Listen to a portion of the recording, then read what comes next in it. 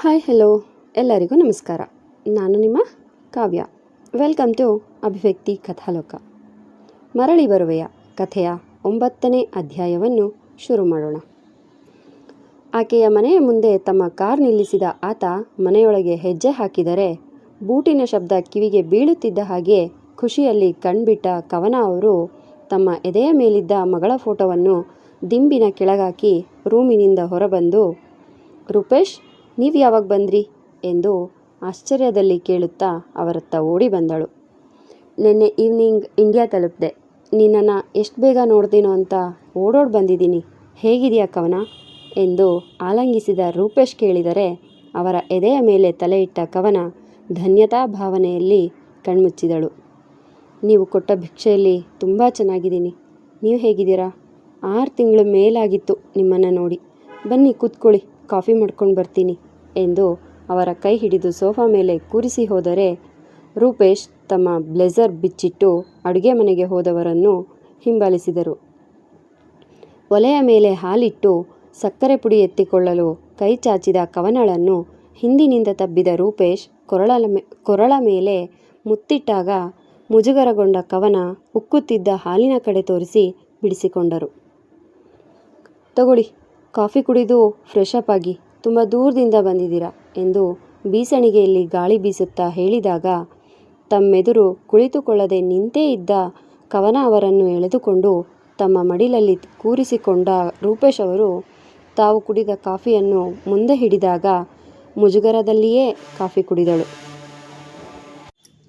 Fresh up ಆಗಿ ಬಂದ Rupesh ರೂಮ್ನಲ್ಲಿದ್ದ cupboard open ಮಾಡಿ ಅಲ್ಲಿದ್ದ ತಮ್ಮ ಬಟ್ಟೆಯನ್ನು ಧರಿಸಿದವರು ಬಿಸಿ ಬಿಸಿ ಊಟ ಮುಗಿಸಿ ಸ್ವಲ್ಪ ಹೊತ್ತು ಹೊರಗಡೆ ವಾಕ್ ಮಾಡಿ ಫೋನ್ನಲ್ಲಿ ಮಾತನಾಡಿ ಮುಗಿಸಿ ಮಲಗಲು ಬಂದವರು ಹಾಸಿಗೆ ಸಿದ್ಧ ಮಾಡುತ್ತಿದ್ದ ಕವನಳನ್ನು ಬಳಸಿದರು.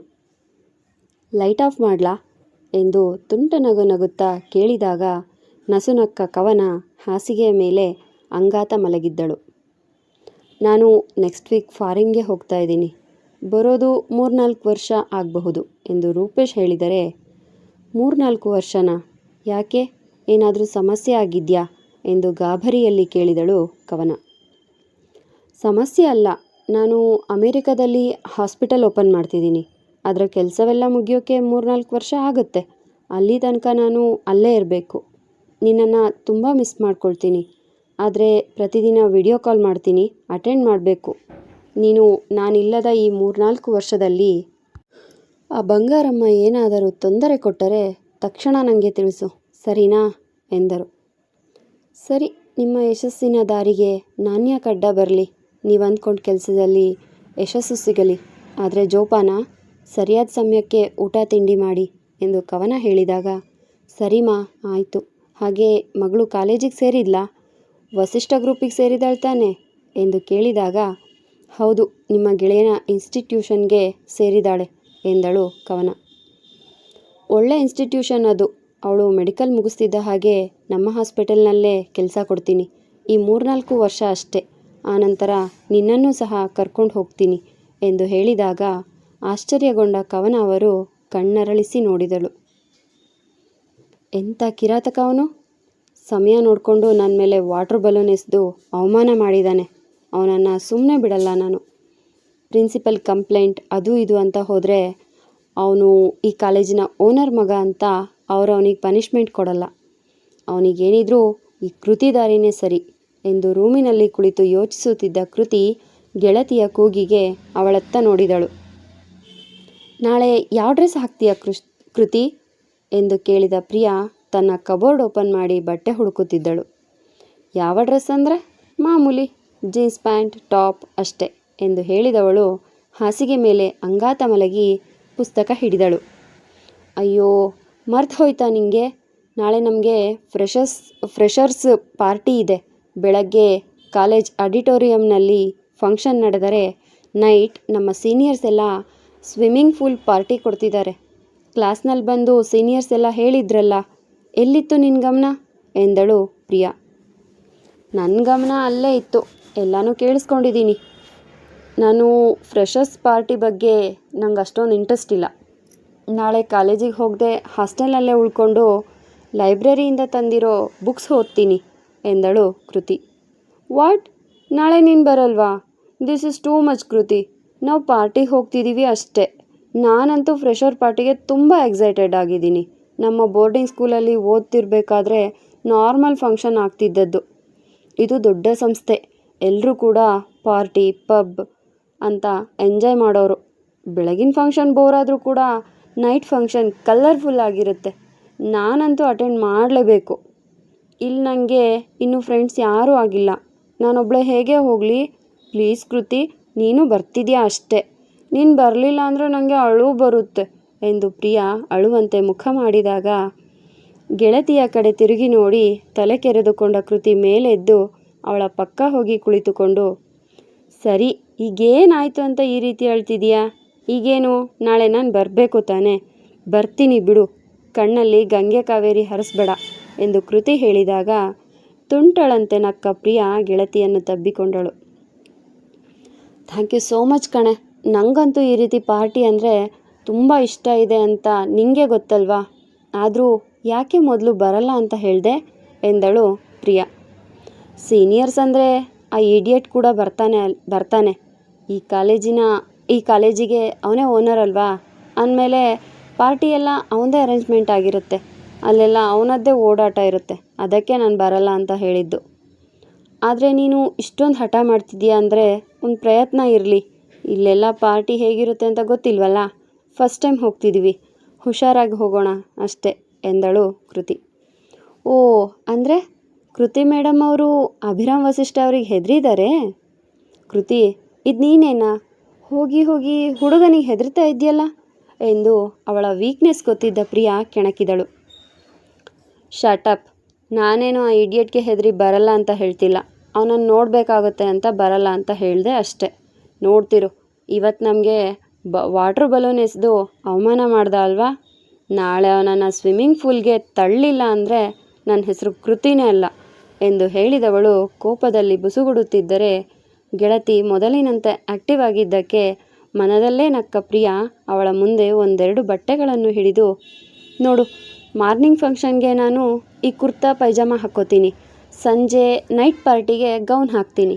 ನೀನು ಕೂಡ ಮಾರ್ನಿಂಗ್ ಕುರ್ತಾ, ನೈಟ್ ಪಾರ್ಟಿಗೆ ಈ ವೈಟ್ ಕಲರ್ ಗೌನ್ ಹಾಕು, ಓಕೆನಾ ಎಂದು ಹೇಳಿದಾಗ ಅರೆಮನಸ್ಸಿನಲ್ಲೇ ಸರಿ ಎಂದು ತಲೆಯಾಡಿಸಿದ ಕೃತಿ ತನ್ನ ಗಮನವನ್ನು ಓದಿನ ಕಡೆ ಕೊಟ್ಟಳು. ಮರುದಿನ ಕಾಲೇಜಿನಲ್ಲಿ ಮೊದಲ ವರ್ಷದ ವಿದ್ಯಾರ್ಥಿಗಳಿಗೆ ವೆಲ್ಕಮ್ ಪಾರ್ಟಿ ಅರೇಂಜ್ ಮಾಡಿದ್ದರು. ಮೊದಲ ವರ್ಷದ ವಿದ್ಯಾರ್ಥಿಗಳೆಲ್ಲ ಆಡಿಟೋರಿಯಂನಲ್ಲಿ ಕುಳಿತಿದ್ದರು. ಎಲ್ಲರಂತೆ ಚೆನ್ನಾಗಿ ಅಲಂಕರಿಸಿಕೊಂಡು ಕಾಲೇಜಿಗೆ ಬಂದ ಕೃತಿ ಹಾಗೂ ಪ್ರಿಯಾ 4ನೇ ಸಾಲಿನಲ್ಲಿ ಹೋಗಿ ಕುಳಿತಿದ್ದರು. ಅಂದಿನ ಫಂಕ್ಷನ್ಗೆ ಕಾಲೇಜ್ ಓನರ್ ಮಹದೇವ್ ವಸಿಷ್ಠ ಹಾಗೂ ಅನಂತ್ ವಸಿಷ್ಠ ಅವರು ಬಂದಿದ್ದರು. ಮೊದಲು ಗಣೇಶನನ್ನು ನೆನೆದು ಭರತನಾಟ್ಯ ನೃತ್ಯವನ್ನು ಫೈನಲ್ ಮೆಡಿಕಲ್ ಸ್ಟೂಡೆಂಟ್ ಒಬ್ಬಳು ಮಾಡಿದ್ದಳು. ನಂತರ ಬಂದಿದ್ದ ಅತಿಥಿಗಳನ್ನು ಸ್ವಾಗತಿಸಿದ ವೈಸ್ ಪ್ರಿನ್ಸಿಪಲ್ ಕಾಲೇಜಿನ ಓನರ್ ಆದ ಮಹದೇವ್ ವಸಿಷ್ಠ ಹಾಗೂ ಅನಂತ ವಸಿಷ್ಠ ಅವರಿಗೆ ಬೊಕ್ಕೆ ಕೊಟ್ಟು ಸ್ವಾಗತಿಸಿದ್ದರು. ಅದಾದ ನಂತರ ಮೊದಲ ವರ್ಷದ ವಿದ್ಯಾರ್ಥಿಗಳಿಂದ ಅವರವರ ಪ್ರತಿಭೆಗಳು ವೇದಿಕೆ ಮೇಲೆ ಅನಾವರಣಗೊಂಡಿದ್ದವು. ಈ ಬಾರಿ ಬಂದಿರುವ ಸ್ಟೂಡೆಂಟ್ಸ್ ತುಂಬ ಚೂಟಿಯಾಗಿದ್ದಾರೆ ಅಲ್ವಾ ಎಂದು ಮಹದೇವ್ ವಸಿಷ್ಠ ಅವರು ಎಲ್ಲರನ್ನೂ ಗಮನಿಸುತ್ತಾ ಮಗನಿಗೆ ಮಾತ್ರ ಕೇಳುವಂತೆ ಹೇಳಿದರು. ಹೌದು ಅಪ್ಪಾಜಿ, ಈ ಬಾರಿ ಬಂದಿರುವವರೆಲ್ಲ ತುಂಬ ಚುರುಕಿನವರು. ಎಲ್ಲರೂ ಕೂಡ ಒಳ್ಳೊಳ್ಳೆ ಮಾರ್ಕ್ಸ್ ತೆಗೆದುಕೊಂಡು ಬಂದಿರುವವರು, ಜೊತೆಗೆ ಅತಿ ಬುದ್ಧಿವಂತಿಕೆ ಇರೋರು. ನಮ್ಮ ಕೆಲಸಕ್ಕೆ ಬೇಕಾಗಿರೋರನ್ನ ನಾವು ನಿಧಾನವಾಗಿ ಯೋಚಿಸಿ ನಮ್ಮತ್ತ ಎಳೆದುಕೊಳ್ಬೇಕು ಎಂದು ಮೆಲ್ಲಗೆ ಹೇಳಿದರು. ಆ ಕೆಲಸಕ್ಕೆ ನೀನು ಯಾಕೆ ಅಷ್ಟೊಂದು ಯೋಚಿಸ್ತೀಯಾ? ಆ ಕೆಲಸ ಮಾಡಲೆಂದೇ ನಮ್ಮವರು ಇದ್ದಾರಲ್ಲ. You don't worry. ಎಲ್ಲೂ ಕೂಡ ಸುಳಿವನ್ನು ಬಿಟ್ಕೊಡ್ಬಾರ್ದು. ಸಮಾಜದ ಮುಂದೆ ನಮ್ಮ ಪ್ರತಿಷ್ಠೆ ಹಾಗೂ ನಮ್ಮ ಘನತೆ ಎತ್ತರದಲ್ಲಿರಬೇಕು. ಲಾಸ್ಟ್ ಟೈಮ್ ಆದ ಹಾಗೆ ಈ ಬಾರಿ ಆಗಬಾರ್ದು. ಯಾವುದೇ ಹುಡುಗಿ ನಮ್ಮ ವಿರುದ್ಧ ತಿರುಗಿ ನಿಲ್ಲಬಾರ್ದು. ನಿಂತರೆ ಆ ಹುಡುಗಿಗಾದ ಗತಿ ಎಲ್ರಿಗೂ ಆಗಬೇಕು. ನೀನು ಸ್ವಲ್ಪ ಎಚ್ಚರ ವಹಿಸು, ಯಾವುದರಲ್ಲೂ ಡೈರೆಕ್ಟಾಗಿ ಇನ್ವಾಲ್ವ್ ಆಗಬೇಡ ಎಂದು ಗಂಭೀರವಾಗಿ ಹೇಳಿದ ಮಹದೇವ್ ವಸಿಷ್ಠ ಅವರು ಫಂಕ್ಷನ್ ಮುಗಿಯಲು ಇನ್ನೂ 1-2 ಗಂಟೆಗಳು ಇದೆ ಅನ್ನುವಾಗಲೇ ಮೇಲೆದ್ದು ತಮಗೆ ಮುಖ್ಯವಾದ ಕೆಲಸವಿದೆ ಎಂದು ತಿಳಿಸಿ ಅಲ್ಲಿಂದ ಹೊರಟರೆ ಅನಂತ್ ವಸಿಷ್ಠ ಅವರು ಸಹ ಪ್ರಿನ್ಸಿಪಲ್ ಕೈ ಕುಲುಕಿ ಸ್ಟೂಡೆಂಟ್ಸ್ ಕಡೆ ಕೈ ಬೀಸಿ ಅಲ್ಲಿಂದ ಹೊರಟರು. ಅಲ್ಲ, ಇವರದ್ದೇ ಕಾಲೇಜ್ ಅಲ್ವಾ? ಇವ್ರ ಕಾಲೇಜ್ ಫಂಕ್ಷನ್ ಮುಗಿಯೋ ತನಕ ಇರೋಕ್ಕೆ ಇವ್ರಿಗೆಲ್ಲ ಏನು ತೊಂದರೆ? ಬರೀ ಶೋಕಿಗಳು ಎಂದು ಮನದಲ್ಲಿಯೇ ಅಂದುಕೊಂಡ ಕೃತಿ ಮುಂದಿನ ಕಾರ್ಯಕ್ರಮಗಳ ಕಡೆ ಗಮನ ನೀಡಿದಳು. Thank you so much sir. ಫಂಕ್ಷನ್ಗೆ ನಿಮ್ಮನ್ನು ಇನ್ವೈಟ್ ಮಾಡಿದ ಕೂಡಲೇ ಬರಲು ಒಪ್ಪಿದ್ದಕ್ಕೆ. ನೀವು ತುಂಬ ಬ್ಯುಸಿ ಇರ್ತೀರ, ಆದರೂ ಕೂಡ ಸಮಯ ನೀಡಿ ಬಂದಿದ್ದಕ್ಕೆ ಧನ್ಯವಾದಗಳು ಎಂದು ಮಹದೇವ್ ವಸಿಷ್ಠ ಅವರ ಹಿಂದೆಯೇ ಬಂದ ಪ್ರಿನ್ಸಿಪಲ್ ಗೌರವಯುತವಾಗಿ ಹೇಳಿದರು.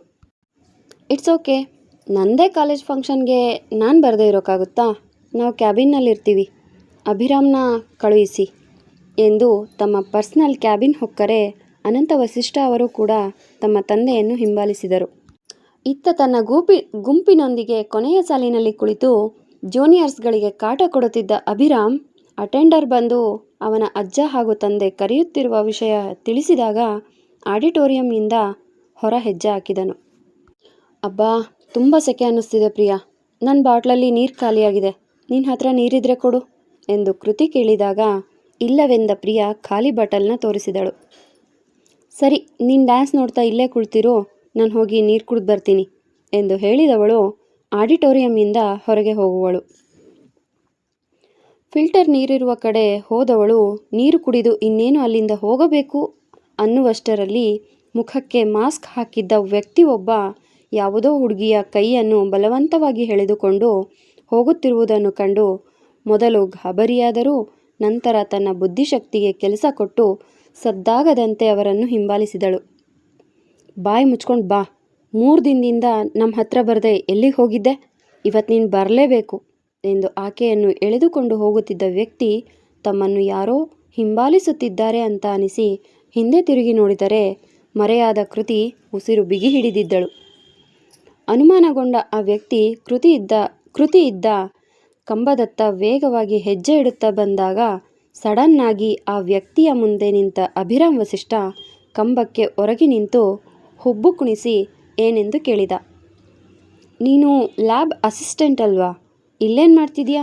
ಈ ಹುಡುಗಿ ಯಾರು ಎಂದು ಗಂಭೀರವಾಗಿ ಕೇಳುವನು. ಸರ್, ಅದು ಈ ಹುಡುಗಿ ಮತ್ತೆ ನಾನು ಪ್ರೀತಿಸ್ತಿದ್ವಿ. ಹೀಗೆ ಸಣ್ಣ ಜಗಳ ಆಯಿತು, ಅದಕ್ಕೆ ಕರ್ಕೊಂಡು ಹೋಗ್ತಿದ್ದೆ ಸರ್.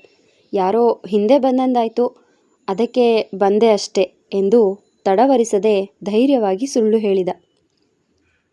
ನಿಜನಾ ಎನ್ನುವಂತೆ ಆ ಹುಡುಗಿಯ ಕಡೆ ನೋಡಿದಾಗ ಮೌನವಾಗಿ ಹೌದೆಂದು ತಲೆಯಾಡಿಸಿದ ಆ ಹುಡುಗಿ ಸುಮ್ಮನೆ ನಿಂತರೆ ಅವರಿಗೆ ಜಾಗ ಖಾಲಿ ಮಾಡಲು ಹೇಳಿದ ಅಭಿರಾಮ್ ವಸಿಷ್ಠ ಕಂಬದಲ್ಲಿ ಮರೆಯಾಗಿ ನಿಂತಿದ್ದ ಕೃತಿಯನ್ನು ಕಂಡು, ಏನು ದೊಡ್ಡ CIDನಾ ನೀನು? ಅವರನ್ನು ಹಾಗೆ ಫಾಲೋ ಮಾಡ್ಕೊಂಡು ಹೋಗ್ತಿದ್ದೆ, ಇದೊಂದು ಚಟನಾ ನಿಂಗೆ ಎಂದ. ಎಕ್ಸ್ಕ್ಯೂಸ್ ಮೀ, ಮಾತಿನ ಮೇಲೆ ಸ್ವಲ್ಪ ನಿಗಾ ಇರಲಿ. ಅದೇನು ಚಟ ಗಿಟ ಅಂತ ಹೇಳೋದು? ಯಾಕೋ ಆ ವ್ಯಕ್ತಿ ನನ್ನ ಕಣ್ಣಿಗೆ ವಿಚಿತ್ರವಾಗಿ ಕಂಡ್ರು, ಅದಕ್ಕೆ ಫಾಲೋ ಮಾಡ್ಕೊಂಡು ಹೋಗ್ತಿದ್ದೆ. ಹಿಂಬಾಲಿಸಿ ಹೋದ ತಕ್ಷಣ ದೊಡ್ಡ CIDನೇ ಆಗಬೇಕು ಅಂತೇನಿಲ್ಲ ಅಲ್ವಾ? ನೀನು ಯಾಕೆ ಮಧ್ಯದಲ್ಲಿ ಬಂದೆ? ನನ್ನನ್ನು ಫಾಲೋ ಮಾಡ್ತಾ ಇದೀಯಾ ಎಂದು ಕೋಪದಲ್ಲಿ ಕೇಳಿದಳು. ಎಸ್, ನಿನ್ನನ್ನು ಫಾಲೋ ಮಾಡ್ತಾ ಇದ್ದೀನಿ, ನಿಂಗೆ ಕಾಟ ಕೊಡೋಕ್ಕೆ. ಒಂದಿನ ನಿಂಗೆ ಕಾಟ ಕೊಡಲಿಲ್ಲ ಅಂದರೆ ಏನೋ ಕಳೆದುಕೊಂಡಂತೆ ಎಂದು ಹೇಳಿದವನು ಅವಳ ಮುಖದ ಮೇಲೆಲ್ಲ ಬಣ್ಣ ಹಚ್ಚಿ ಓಡಿದರೆ ಕೋಪಗೊಂಡ ಕೃತಿ ಅವನಿಗೆ ಹೊಡೆಯಲು ಅವನ ಹಿಂದೆಯೇ ಓಡಿದಳು. ಈಡಿಯಟ್, ಲೋಫರ್, ನಿಂತ್ಕೋ, ನಿಂದು ಹೆಚ್ಚಾಯಿತು. ನನ್ನನ್ನು ಪದೇ ಪದೇ ಕೆಣಕ್ತಿದ್ರೆ ನಾನೇನು ಮಾಡ್ತೀನಿ ಅಂತ ನನಗೆ ಗೊತ್ತಿಲ್ಲ ಎಂದು ಕಿರುಚಿದ ಕೃತಿ ವೇಗವಾಗಿ ಓಡಿ ಅವನ ಕೊರಳಪಟ್ಟಿಗೆ ಕೈ ಹಾಕಿ ತನ್ನತ್ತ ಎಳೆದುಕೊಂಡವಳು ಕೋಪದಲ್ಲಿ ತಾನೇನು ಮಾಡುತ್ತಿದ್ದೇನೆ ಎನ್ನುವುದರ ಅರಿವಿಲ್ಲದೆ ತನ್ನ ಮುಖಕ್ಕೆ ಹಚ್ಚಿದ್ದ ಬಣ್ಣವನ್ನು ಅವನಿಗೂ ಹಚ್ಚಬೇಕು ಎನ್ನುವ ಹಠದಲ್ಲಿ ಅವನನ್ನು ತನ್ನ ಮುಂದೆ ಬಗ್ಗಿಸಿಕೊಂಡು ತನ್ನ ಮುಖದಲ್ಲಿದ್ದ ಬಣ್ಣವನ್ನು ಅವನಿಗೆ ಮೆತ್ತುವಂತೆ ಅವನ ಕೆನ್ನೆಗೆ ತನ್ನ ಕೆನ್ನೆ ಸೋಕಿಸಿದಳು. ಇತ್ತ ಯಾವುದೋ ಫೋನ್ ಕರೆಯಲ್ಲಿ ಮಾತನಾಡುತ್ತಾ ಇವರಿಬ್ಬರಿದ್ದ ಕಡೆಗೆ ಬರುತ್ತಿದ್ದ ಅನಂತ್ ವಸಿಷ್ಠ ಅವರು ತನಗೆ ಬೆನ್ನಾಕಿ ನಿಂತಿದ್ದ ಮಗನನ್ನು ಕಂಡು ಅವನ ಹತ್ತಿರ ಹೋದರು. ಅವನ ಎರಡೂ ಕೆನ್ನೆಗೆ ತನ್ನ ಕೆನ್ನೆಯಲ್ಲಿದ್ದ ಬಣ್ಣವನ್ನು ಹಚ್ಚಿದ ಕೃತಿ ಅವನನ್ನು ತಳ್ಳಿ ಅಲ್ಲಿಂದ ಹೋಗಲು ನೋಡಿದರೆ ಅವಳ ನಡುವಿಗೆ ಕೈ ಹಾಕಿ ತನ್ನತ್ತ ಎಳೆದುಕೊಂಡ ಅಭಿರಾಮ್ ವಸಿಷ್ಠ ಕೋಪದಲ್ಲಿ ಅವಳನ್ನು ನೋಡುತ್ತಾ, ಹೌ ಡೇರ್ ಯು, ನನಗೆ ಅದು ಈ ಅಭಿರಾಮ್ ವಸಿಷ್ಠಂಗೆ ಬಣ್ಣ ಹಚ್ಚುವಷ್ಟು ಸೊಕ್ಕ ನಿಂಗೆ? ಇದುವರೆಗೂ ಯಾರು ಕೂಡ ನನ್ನ ಕೆನ್ನೆಗೆ ಹೊಡೆದಿರಲಿಲ್ಲ. ಆದರೆ ನೀನು ಮೊದಲ ಸಲ ಕೆನ್ನೆಗೆ ಹೊಡೆದೆ. ಇವತ್ತು ನನ್ನ ಮೇಲೆ ಬಣ್ಣ ಹಚ್ಚಿದೀಯಾ? ಇನ್ನು ನಿನ್ನನ್ನು ಸುಮ್ಮನೆ ಬಿಡಲ್ಲ ಎಂದು ರೋಷದಲ್ಲಿ ಅವಳ ಕೊರಳಿಗೆ ಕೈ ಹಾಕಿದವನು ಅಭಿ ಎನ್ನುವ ತಂದೆಯ ಕೂಗು ಕೇಳುತ್ತಿದ್ದ ಹಾಗೆ ಗಾಬರಿಯಲ್ಲಿ ಕೃತಿಯನ್ನು ಕ್ಲಾಸ್ ರೂಮಿನ ಒಳಗೆ ತಳ್ಳಿ ತಂದೆಯ ಕಡೆ ತಿರುಗಿ ನೋಡಿದ. ಇಲ್ಲೇನು ಮಾಡ್ತಾ ಇದೀಯಾ ಅಭಿ? ಯಾರೋ ನಿನ್ನ ಜೊತೆ ನಿಂತ ಹಾಗಿತ್ತು? ಫ್ರೆಂಡ್ಸ್ ಜೊತೆ ಮಾತಾಡ್ತಿದ್ದಾ ಎಂದು ಅನಂತ್ ವಸಿಷ್ಠ ಕೇಳಿದರು. ಅದು ನನ್ನ ಜೂನಿಯರ್ ಒಬ್ಬಳು ಆಡಿಟೋರಿಯಂ ಅಡ್ರೆಸ್ ಕೇಳ್ತಾ ಇದ್ಲು. ಅದಕ್ಕೆ ಅವಳ ಜೊತೆ ಮಾತಾಡ್ತಾ ನಿಂತಿದ್ದೆ ಡ್ಯಾಡಿ. ಅಜ್ಜ ನನ್ನನ್ನು ಕ್ಯಾಬಿನ್ಗೆ ಕರೆದ್ರಂತೆ, ಏನಾದರೂ ಮಾತಾಡಬೇಕಿತ್ತಾ ಎಂದು ಗಂಭೀರವಾಗಿ ಕೇಳಿದರೆ, ನೀನು ಮನೆಗೆ ಬಂದು ತುಂಬ ದಿನವಾಗಿತ್ತಲ್ಲ, ನಿನ್ನನ್ನು ಆಡಿಟೋರಿಯಂನಲ್ಲಿ ಸಹ ನೋಡಲಿಲ್ಲ, ಹಾಗಾಗಿ ನಿನ್ನ ಜೊತೆ ಮಾತಾಡೋಕ್ಕೆ ತುಂಬ ಆಸೆ ಪಡ್ತಿದ್ದಾರೆ. ಅದು ಸರಿ, ಇದೇನಿದು ಹೋಳಿ ಬಣ್ಣ ಎಂದು ನಗುತ್ತಾ ಕೇಳಿದರು. ಅದು ನಾವು ಹುಡುಗರೆಲ್ಲ ಹೋಳಿ ಸೆಲೆಬ್ರೇಷನ್ ಮಾಡ್ತಾ ಇದ್ವಿ ಡ್ಯಾಡ್. ನಾನು ರೆಸ್ಟ್ ರೂಮ್ನಲ್ಲಿ ಇದನ್ನೆಲ್ಲ ತೊಳ್ಕೊಂಡು ಬರ್ತೀನಿ, ನೀವು ಕ್ಯಾಬಿನ್ಗೆ ಹೋಗಿರಿ ಎಂದು ಅವರನ್ನು ಕಳುಹಿಸಿದವನು ಕ್ಲಾಸ್ ರೂಮಿನ ಒಳಗೆ ಬಂದು ಡೋರ್ ಲಾಕ್ ಮಾಡುವನು. ಒಂದೆರಡು ಬಾರಿ ಬಾಗಿಲು ಕುಟ್ಟಿ ತನ್ನ ಕೋಪ ಹೊರಹಾಕಿದ ಕೃತಿ ಹೊರಗೆ ಯಾರೋ ಮಾತನಾಡುತ್ತಿದ್ದ ಕಾರಣ ಮೌನವಾಗಿದ್ದಳು. ಈಗ ಏಕಾಏಕಿ ಅಭಿರಾಮ್ ವಸಿಷ್ಠ ಒಳ ಬಂದಿದ್ದನ್ನು ಕಂಡು ಅವನತ್ತ ಕೋಪದಲ್ಲಿ ನುಗ್ಗಿದಳು. ಸ್ವಲ್ಪ ಆದರೂ ಕಾಮನ್ ಸೆನ್ಸ್ ಇಲ್ವಾ ನಿಂಗೆ? ಕ್ಲಾಸ್ ರೂಮಿನೊಳಗೆ ನನ್ನನ್ನು ತಳ್ಳಿ ನೀನು ಯಾರ್ದೋ ಜೊತೆ ಮಾತಾಡ್ತಿದ್ದೆ. ಯಾರದು ವ್ಯಕ್ತಿ? ನೀನು ಅಷ್ಟೊಂದು ಭಯಪಡುವವರು? ಹಾಗಾದರೆ ನಾನು ನಿನ್ನ ಬಗ್ಗೆ ಅವರಿಗೆ ಹೇಳಲೇಬೇಕು ಎಂದ ಕೃತಿ ಅಲ್ಲಿಂದ ಹೋಗಲು ನೋಡಿದರೆ ಅವಳ ಕೈ ಹಿಡಿಯುವ ಭರದಲ್ಲಿ ಅವಳ ಭುಜದ ಮೇಲಿದ್ದ ಬಟ್ಟೆಯನ್ನು ಹರಿದು ಹಾಕಿದ ಅಭಿರಾಮ್ ವಸಿಷ್ಠ ತನ್ನ ಮುಷ್ಟಿಯಲ್ಲಿದ್ದ ಬಟ್ಟೆಯನ್ನು ನೋಡುತ್ತಿದ್ದ ಹಾಗೆ ತಲೆ ತಗ್ಗಿಸಿ ತನ್ನ ಕೈಗಳಿಂದ ತನ್ನ ಭುಜದ ಮೇಲೆ ಮುಚ್ಚಿಕೊಳ್ಳಲು ಪ್ರಯತ್ನಿಸಿ ಸೋತ ಕೃತಿ ಕಣ್ತುಂಬಿಕೊಂಡು ಕೋಪದಲ್ಲಿ ಅವನನ್ನು ನೋಡಿದಳು. ಮುಂದುವರೆಯುವುದು. ನಿಮ್ಮ ಅನಿಸಿಕೆ ಅಭಿಪ್ರಾಯಗಳನ್ನು ಕಮೆಂಟ್ ಮೂಲಕ ತಿಳಿಸಿ. ಧನ್ಯವಾದಗಳು.